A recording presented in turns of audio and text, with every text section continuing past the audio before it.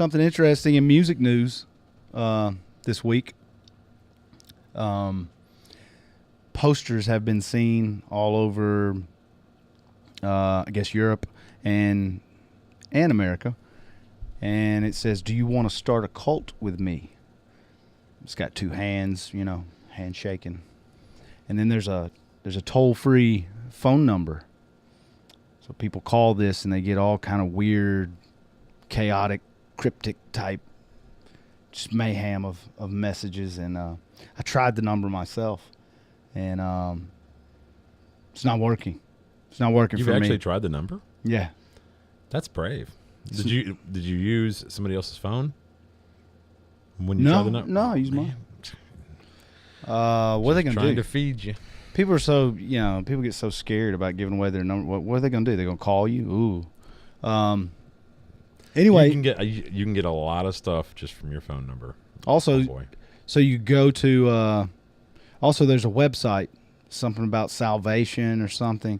Anyway, what it is Bring Me the Horizon is about to release a new single and new album. And that's what the cult thing was about. Yep, that's what the phone number's about. That's what all that's about, which that's a pretty inventive way to, promote. They're the ones who did the SPIRIT, Spirit. Let's hear it. Are they? Okay. I think that's who did that song. I don't know. Sing along a little beep louder to I've got some happy song. I've got some I'll be favorites. okay. Favorites by them for sure that I like. That was a cool song. I actually liked it. I didn't know it was like on the radio. I had my Apple Music just on random, and it just played stuff. I was doing things around the house, and that song came out, and I was like, "Hey, that's a pretty good jam." This was like 3 years ago, and then of course later on, I hear it on like XM radio and stuff like that. I haven't heard it on the radio here, but we've gone over how much I think of our local rock radio. Yeah, very much. Shine down. A lot of people are kind of apprehensive about how they feel about them coming out. We don't know what to expect. People don't know what to expect because in an interview recently, he said that they will probably go in a 21 Pilots kind of direction. No. And so if that's the case, they might lose a lot of their heavy edge, So people are kind of concerned. So I don't know what it's going to sound like. Well, I don't know. We'll see. It's going to probably sound like all the other stuff that sounds just like that.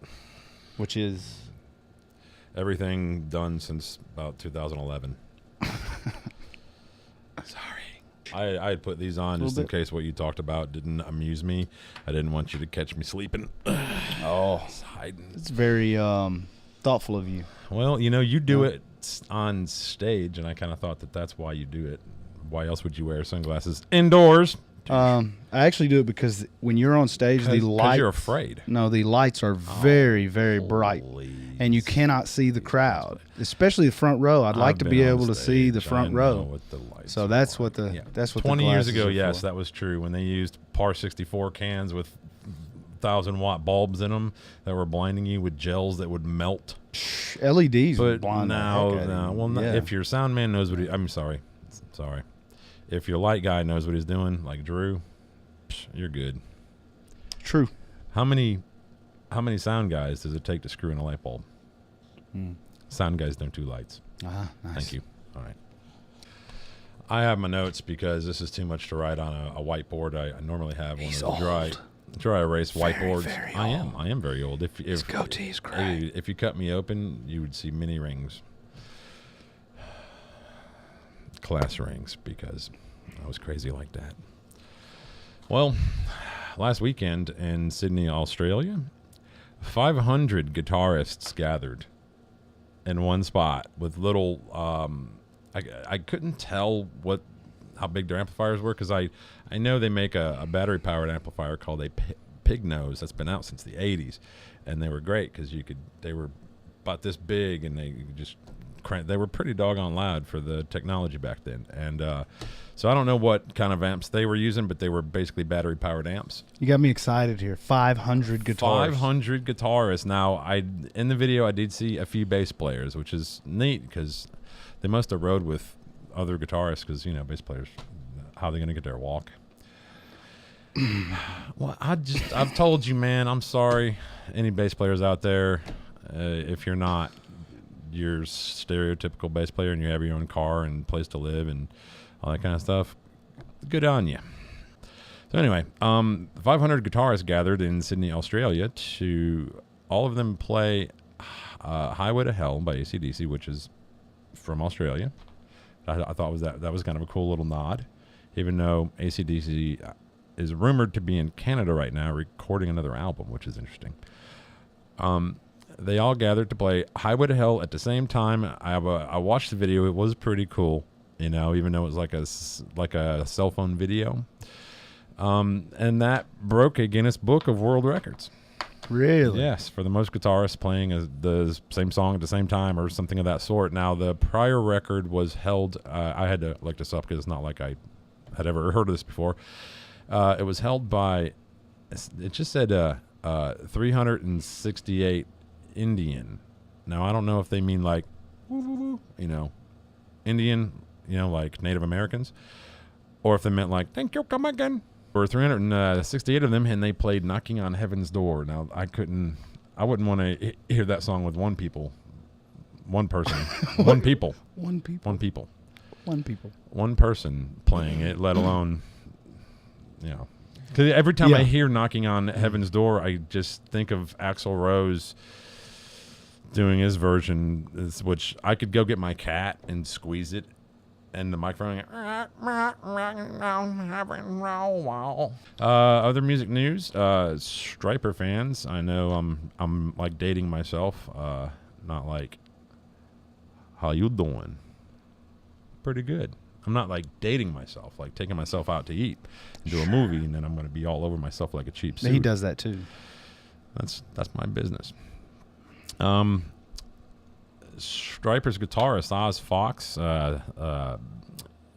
great guitarist. Oz Fox. Oz Fox, one of the coolest names. Is he any relation to Ozzy or Michael J. Fox? No. Okay. No. Sure, he wishes he was, but very, very talented guitarist. Anybody who recognizes the name, recognizes the band, knows what I'm talking about, knows that I'm not lying when I say he is a very, very, very good guitarist. Striper. Talented. Anyway, I was a fan in the 80s, even though I like Slayer. I never wore a Striper shirt because I didn't want to get my ass kicked. You mean you didn't have a jean jacket with the iron no, on? I didn't have their yellow and black was their theme. And anyway, he suffered a seizure while performing last weekend. I think they were in Las Vegas, and they did an MRI, and they're going to be operating on his brain, I guess doing a biopsy. But the band said that they're going to continue the tour without him, which would be difficult to do. But I mean, Michael Sweet, the vocalist, he plays guitar as well, so it'll be difficult to fill Oz's shoes there because some of his work. I mean, you have to have his fingers to make it sound like him. Isn't that the scariest operation other than your heart? Like, it's like your heart and your brain. You really don't want to have to do those two things. I think it depends on your IQ.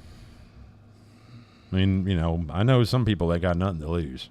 Other music news, former Megadeth drummer Nick Menza. I'm going off the top of my head here. I know he played on Rust in Peace, which to me was their greatest album. Still one of my top 10s of all time. Love that album from beginning to end. He has an autobiography scheduled to be released, I think, December. It was on Amazon. The book is going to be called Mega Life, which is interesting because Megadeth. Okay. He was fired from Megadeth. He basically had a tumor on his knee that had to be removed. He woke up from that operation back in the 90s. Woke up from that operation with Dave Mustaine saying, "You're fired." I mean, that's pretty rotten, dude. Yeah. How do you maintain, any respect in the business at all? How do you get an album made when you're that level of dick?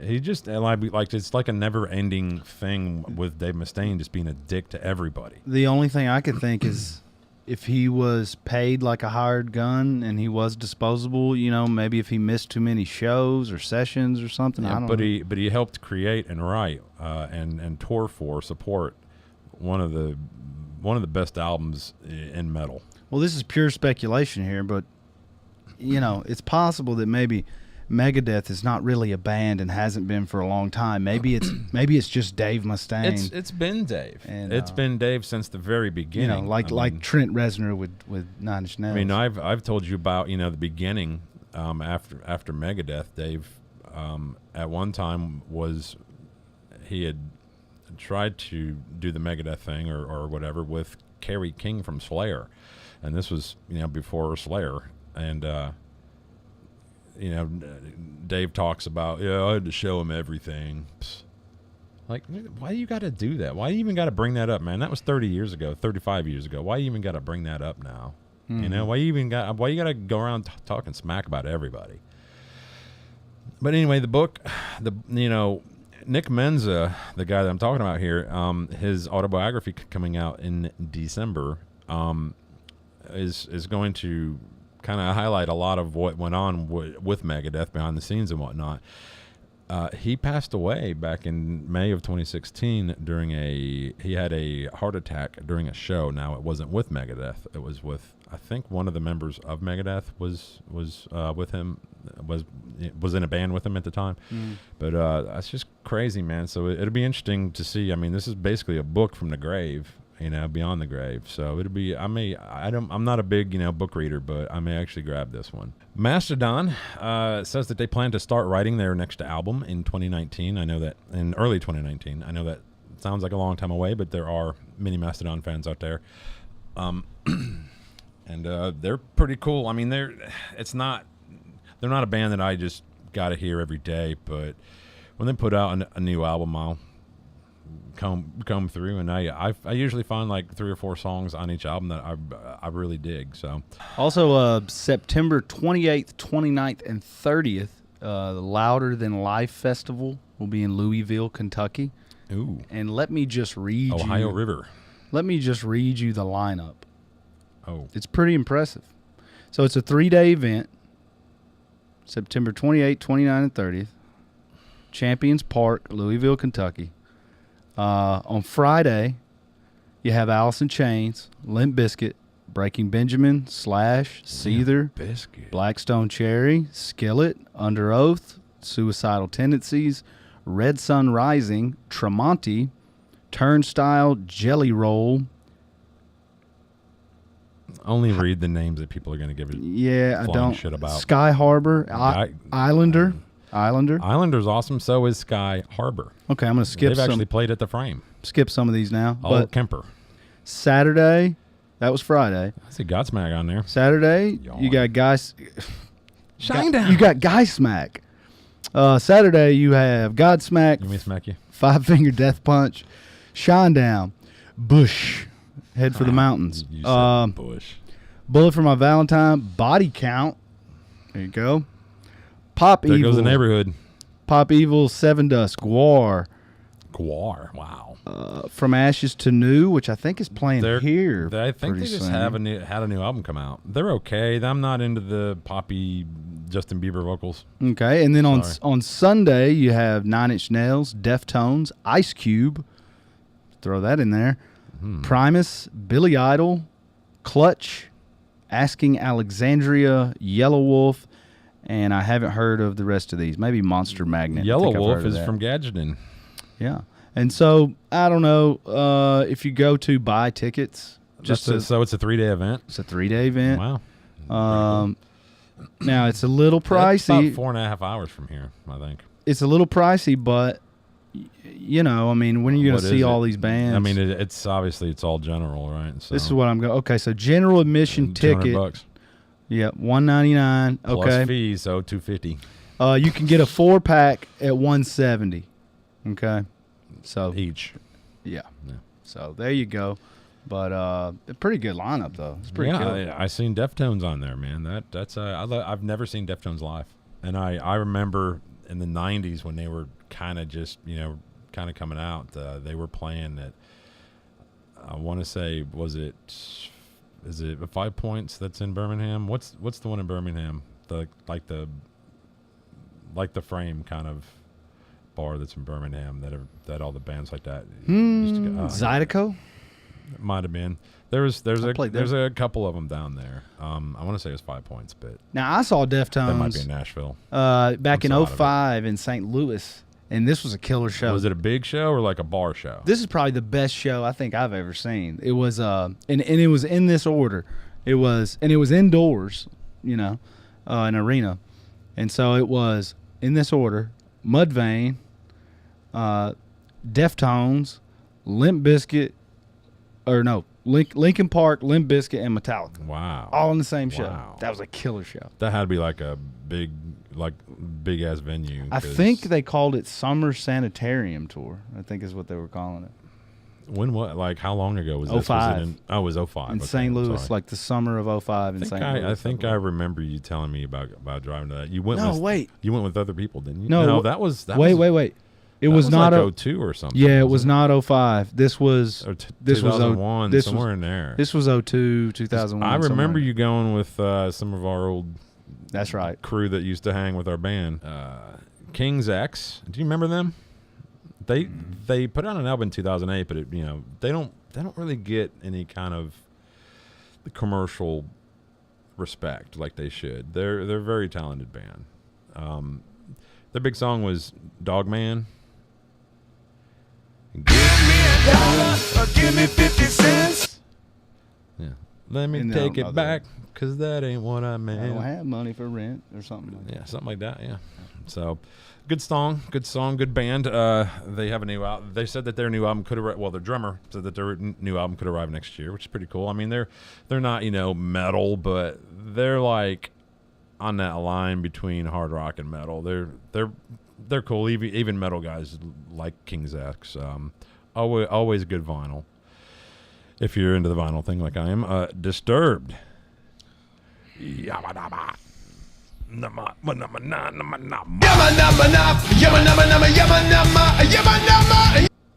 What?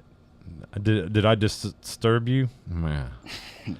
They said that they're going to embark on a big Oh, it's so massive. capital B, It's capital going to I, be capital so G, capital big U.S. tour in 2019. They're going to embark. They didn't say they're going to go. They're going to headline. They're going to. Hello, darkness, my old friend. We've come to meet with you again. To make I almost bad brought a decisions. beer out here to drink, but I didn't want to be a bad influence. On who? Them? Well, I know You guys want a beer? I know you don't drink, but Do you want a beer? I don't have They- any, but he. they can't drink because the duct tape on their mouths. Oh yeah. Yeah, I'm Cut tired. a- I mean, cut a hole. do you have to write nasty things on the duct tape? We cut a I mean, hole. I laugh my ass off when I come in, but We cut a hole. Give them a straw. We can't give them straws. no, this is where we're at right Straws now. are illegal. This is Bobtown. So We can it's- have straws it's- here. This is the village of Bob. You're the hookup? Bob's laws applies. So you're the hookup for the straws. What you need, man? I got The green. the ones that go in a loop that you Oh. got when you were a kid. You want a crazy straw? A crazy straw. Yeah. Can you look? We're approaching football season, and everybody's excited. I know it's where we live. But can you explain to me what is the deal with like people getting so upset and following teams? Like I know people that it ruins their entire weekend if their team loses. They don't know anyone on the team. They know no one that's enrolled in college there. Some people have money on the game. There's no money on it. Okay. They don't have any like great grandfathers that went to college there. So, but pretty much, even though there's no immediate tie to that university, they will just lose it over college football. And can you explain that? Because I don't I don't really follow sports. I like to play sports. I love to play basketball and football. I'm playing softball right now. You're built like a little softball player. I played football in high school and everything, but I don't have time. Who cares? When my sister went there, I would follow the team, or something, because she was going to college there or whatever. But was she on the team? No, but I didn't follow. Was she cheerleader? No, I didn't know because she would, was, I guess, is into the dancing thing. I would just follow it because she followed it and she was going to school there. That's well, I mean, I root for, I root for the team here that everybody roots for. Not because everybody does, just because that's who I like. Sure. My brother's a big fan, and I kind of enjoy sitting and watching the game with him on the weekends. But it doesn't ruin your weekend if your team doesn't win, right? Dude, I fanboy nothing. There you go. I don't. I mean, I drive Chryslers. I don't fanboy Dodge. I do hate on certain other vehicles, Mustangs and BMW drivers, because they're always the ones trying to pass you and they shouldn't be, and doing douchey moves like that. But go to a car show. If you hear somebody doing a burnout, 99% of the time it's a Mustang driver. And, that's kind of a golden rule. You don't do burnouts at car shows. It's just a douchey thing to do, and it's always the Mustang drivers doing it. It's always the BMW drivers who are like, I'm more important than you. Look out, because BMWs are the ultimate driving machine. So, is that a cheat sheet? No, you can put it on the table. We got this giant table, and you're holding it in your crotch like the teacher's going to come by. It actually has an arrow on it and says he loves the, but. Do you think I'm not going to hold that up? Do you think our crew's going to come by and catch you cheating or something? Well, are you guys going to? Will you take this from him? If you take off the handcuffs and the ropes, they could actually hold it for me, but they're not doing that. Ouch! Yeah, I mean, you just got to ease up on these people. I don't care if they are interns. So, did you catch Elon Musk's? I'm going to call it a boo boo. I think it was. I want to say Thursday or Friday. He did a tweet, and where he basically said that he was thinking of taking the company private at $420. I'm guessing that means per share. And that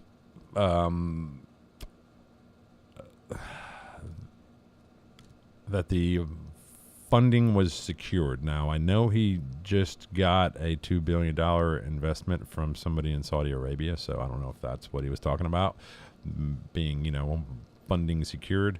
But basically, he tweeted that he wants to take his company private at $420, and the funding is secured. Now, that was 53 characters. And in those 53 characters, he cost short sellers, people who bet on stocks to dive or to fail, he cost an estimated $3 billion in short sellers. That's not chump change. That's a lot of money. And in tweeting that out, it's being investigated. I haven't caught anything today regarding it, but it's being investigated that he may have violated securities laws by tweeting that. So really? He needs to watch himself. He's worth over $13 billion, but you know what?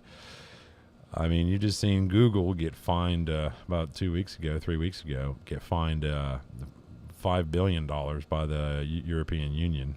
So he might end up like Martha Stewart and putting a file in banana nut bread. Spotify. Did you know that they are a Scandinavian company? Do you use Spotify? I have. Actually, they mailed me, Pardon me. Or an attorney actually mailed me a package, a few of them, and then in these bright blue envelopes, so you pay attention, and it says lawsuit with Spotify. Wow. It's one of those like batch things, bulk things. Well, I had one of my bands on there, Yeah. and Illicit Ties, had been on there for years. And I guess, I don't know, we were supposed to get royalties and we didn't or something. I never did nothing with it. I mean, but anyway, I got the packages and I was supposed to respond by a certain day, but whatever. I'm not too concerned with it. Well, they currently have 180 million users. Less than half of those are subscribers, meaning they pay like a monthly fee. They're going to allow free users to skip ads, which would be nice because there was a time when I used it a lot, and you get that first song plays, it goes to the next song plays, you're rocking, and then a big loud advertisement. Does Pandora do that It's too? Ford Truck Month. If are you a Netflix user? Ever not? Have you? I mean, you've used Netflix, right? Mm-hmm. So you've been on there and you've seen it's like what to watch, man. You go through all this crap. Back when they first began, they kind of had a little bit. To me, it was easier to comb through the menus. You just choose a genre that you want to go to. Now it's like they just kind of suggest things, kind of like Amazon does when you go there. You can still find the genres, but you have to hunt. To go for that. It's a little. I've used the app on my TV, the smart TV app, and then I've used it on the Amazon Fire TV, and I've used it on the Apple TV. And all three of them, the app is very much the same as far as menus and everything else. I've used it on a PlayStation and all that, and so they have a very uniform look on all different formats. But there's a website called What the Hell Should You Watch on Netflix.com that will help you find something to watch. It's Right. actually kind of neat. There's two other ones too. There's one called Roulette, and there's one called Flixable, Flixable. That, in case you're a Netflix user and you're tired of, okay, I've seen it. Why they put things in the menu that you've already watched every episode of, or the entire movie, sometimes twice, and it's still there because you watched Super Right. Troopers. We thought you'd like Super Troopers. Oh, thanks. I've seen it. I've got the DVD. I love the movie. Anyway, so I thought that was kind of neat, though, that those things are out there. There's also you can find codes too. I don't know if I think they just work on the computer, the internet, and you can type in certain codes if you're logged into Netflix, and it'll take you to movies that are typically don't show up on your smart devices. Yeah. Oh, okay. Why is the movie industry not allowing, because I'm sure the stories behind movies, people are still creating stories and they have scripts written of new ideas and things, but those movies aren't being created anymore. And in the 80s, it seems like the movie stores were just chock full of new, interesting ideas. Maybe they weren't blockbuster movies, but they had original stories, And now you just get this rehash of bad horror movies or whatever the next comic book movie is, and that's about it. Nobody's branching out trying to create new stories like we talked about Starman and The Last Starfighter and all I that blame stuff. the Hangover film, which was great. Okay. I loved it. Okay. Saw it at the movies, and I literally in the last 10 years I've seen maybe 3 movies at the movies. Okay. Yeah. And I loved that movie. I couldn't wait for the damn Blu-ray to come out. I was all over it, just awesome. Loved it. All the outtakes, man, all that stuff, the extras on the DVDs, great. That's why I buy the DVD version, even though I've already watched the movie, and I'm blaming that. Just that one movie For you the played. state of everything after it just being meh, regurgitated crap. Yeah, because that movie made Big Bang, so they made part 2, which was basically part 1, just with a different background. Mm-hmm. Almost the same lines, same plot almost, and people flocked to that one, ate it up, big money. Then they made part 3, which was the same as 1 and 2, just different. They literally changed 2 things in the movie, and it's the same freaking movie. So, Right.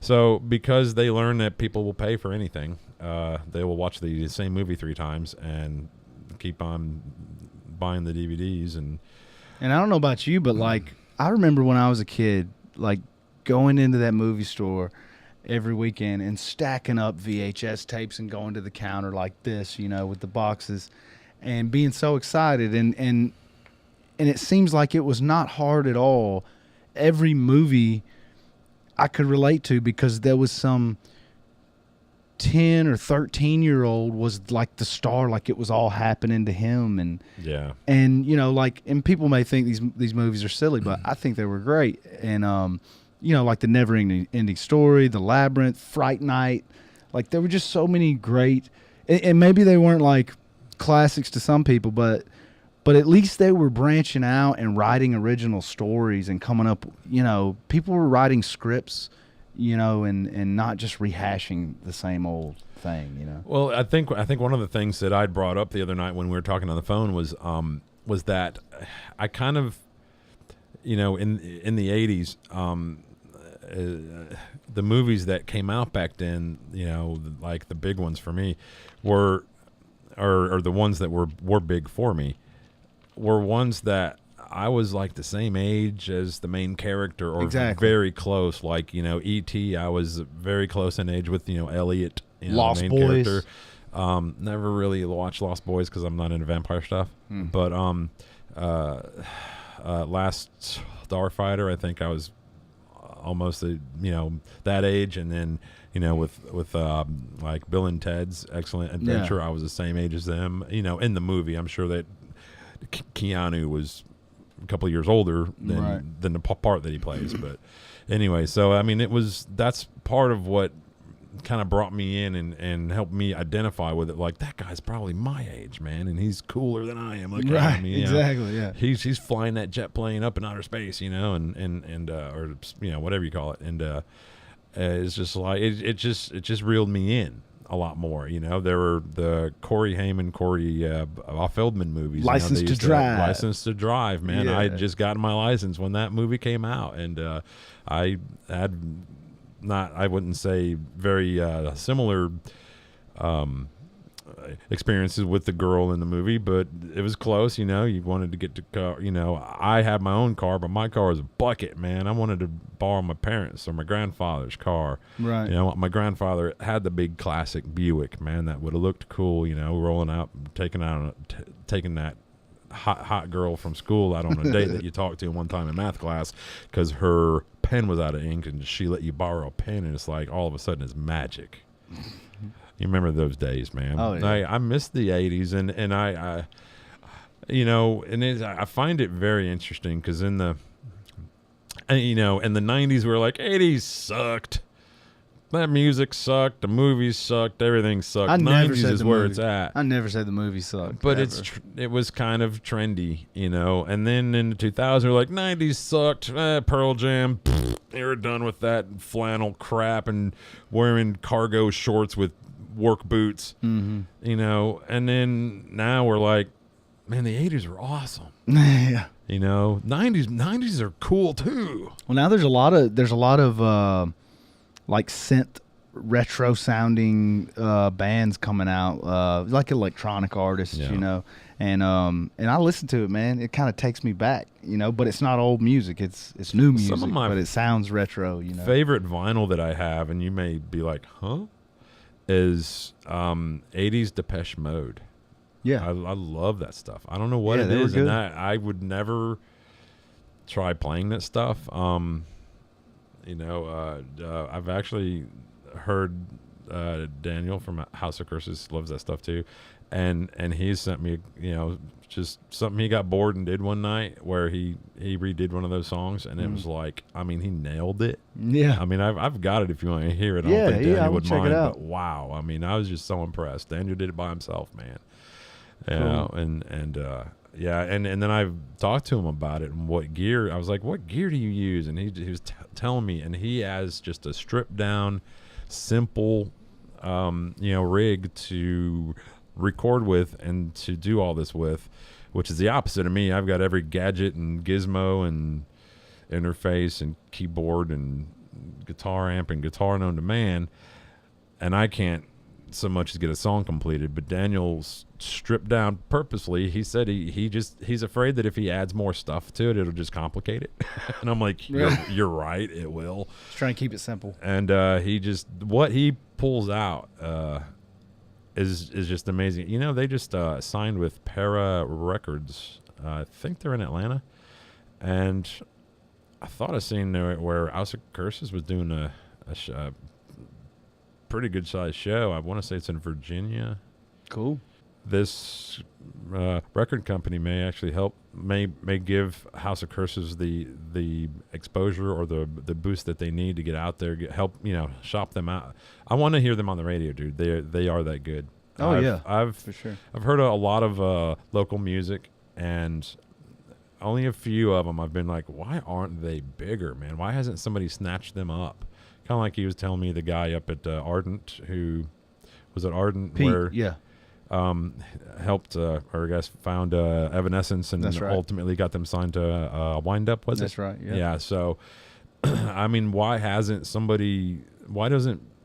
people from, say, Ardent up in Memphis come down here occasionally and check out a show and snatch bands like House of Curses or the Sentient Shell? I'm sure you guys would be grabbed up too, because there's just so much talent in that band, and the creativity that comes out is just jaw-dropping. I don't know that people are out scouting for bands these days. I don't know that it's done that way. I think everything is social media, man. Yeah, I think it's based on views. How many likes you got? Yeah, exactly. Yeah, that's crap. Yeah, but it's got to be genuine likes. You can't be using a bot and driving up views or likes. I just recently heard about that, and I had no idea that even existed. Yeah, that's sad. And they have a way, people in the industry have a way of knowing if you're using bots, okay? So don't do it. And secondly, I just would want to know what my real numbers are. I was watching a podcast that I watch, The Ordinary Guys, I'll go ahead and say it, and one of the guys, Kevin, posts a thing every Wednesday called Kevin Hates Everything. And he brought up a topic, and while I don't have an answer to his exact topic, one of the things he brought up kind of triggered me, I guess, a thought. You ever go to the register and, no matter what kind of help you got in the store, say Home Depot, you're trying to find a nut or a bolt or a pipe or whatever, some kind of an adapter, and you need one of the aprons to help you find it. Well, that really has nothing to do with it, which is kind of what his video was about. Mine is the part where you get up to the register and they're like, "So did you find everything okay?" Well, actually, no. Would you like to help me find what the hell I was looking for? Because I couldn't get help back here. Yeah, that would be my case every single time. If I was honest, I would say, well, actually, no, because you have people on the floor, but every aisle, when you look at them, they're trying to avoid eye contact with you, and they're running the other direction. Or you see tumbleweeds going down the aisle. Nobody's been down there in 3 days. And then, meanwhile, all the registers are also empty. I've had that at Costco. And they've been like, "So did you find everything okay?" I'm like, "What are you going to do?" No, I was actually looking for a purple lawnmower. You want to walk with me and we'll go find it? Because apparently you get some kind of commission for making sure that I got everything I was looking for. What are you going to do? Let's just leave the register, drawer unlocked, leave this 7 carts full of shit behind us who are patiently waiting their turn to get the hell out of here, knowing that when they get to the door, they're going to get frisked and stopped again. Let's just leave all that, hit the pause button, and me and you take a walk back there to find what I was looking for, but I couldn't find. Yes. The other thing that he brought up was automated phone systems. So when you call them, it's like, "Please enter your account number." Boop, boop, boop, boop. "Please enter your PIN code." "Please enter your address." Holy crap. "Please enter the first names of the first 3 girls you had intercourse with." Okay. 5 minutes later. "Thank you for calling Minicom. "Hey, my bill's wrong." Okay, can I have your account number?" Why the hell did I just enter all that? Yeah, and what about when they have you on hold and you've pulled your receiver out or your computer away from the wall and you've got the little model number, the little tiny, you have to have like a magnifying glass to see it. You type it in the automated system and then they get on the phone and then they tell you that. What's your model number again? I live near an executive airport. I don't know if you know this, about a mile and a half that way. Mm-hmm. Like as the crow flies straight is an executive airport. You know what's awesome about that, though, about having that executive airport right here? They dump the porta potty in your pool? it keeps me getting up and going to work every day because one day I might have one of those. Are you ever, and I don't mean like all the time, like every time you do it. I'm talking like even on occasion, should it need to be done. Are you a silent pisser? I don't even know what that means, and I saw it on the sheet down there. When you go, you can't use the urinal. Somebody's there, or there isn't a urinal. But you're in an area where you got to take a leak, and no matter what you do, somebody's going to hear your pee hitting the water, which makes noise. We all know what that sounds like. Is there ever a case where you're like, I'm going to aim a little off the water, hit the porcelain on the side so it's a little quieter, be a little less rude? In the public restroom, never. Never. Okay. What about like at your girlfriend? You know, you go over to girl house, you know, and you know. I know you hide that fart that you do like in the middle of peeing. You'd be like, and it goes back again. Yeah. I would say if like, you know, I don't know, first or second date, and you find yourself there at your house or you're at their house or something of that scenario, then maybe I still won't try to hit the edge of the toilet to have a silent piss Silent situation. pissing. But I might hit the fan. You know? try not. I mean, or turn the water on. You know, maybe. You know, maybe that. There's been times I don't want to make noise because people are eating dinner, and you know the fan doesn't cover it up, and the bathroom's within close proximity of where everybody's eating. You can turn the fan on and the water. But it doesn't. It doesn't. But that's waste. And I'll just go ahead and sit. Have you ever bleached your butthole? No, but I've heard of this. How are they doing this? Can you I don't know. I've never done it. I was hoping that you had, so you can tell me about it. I'm pretty sure that there is a industry like aesthetics where they do waxes, Brazilian waxes, laser hair removal, and they also will bleach your butthole. But I wonder how many people have tried to save a buck or two and just put like Clorox. How do you segue out of butthole bleaching?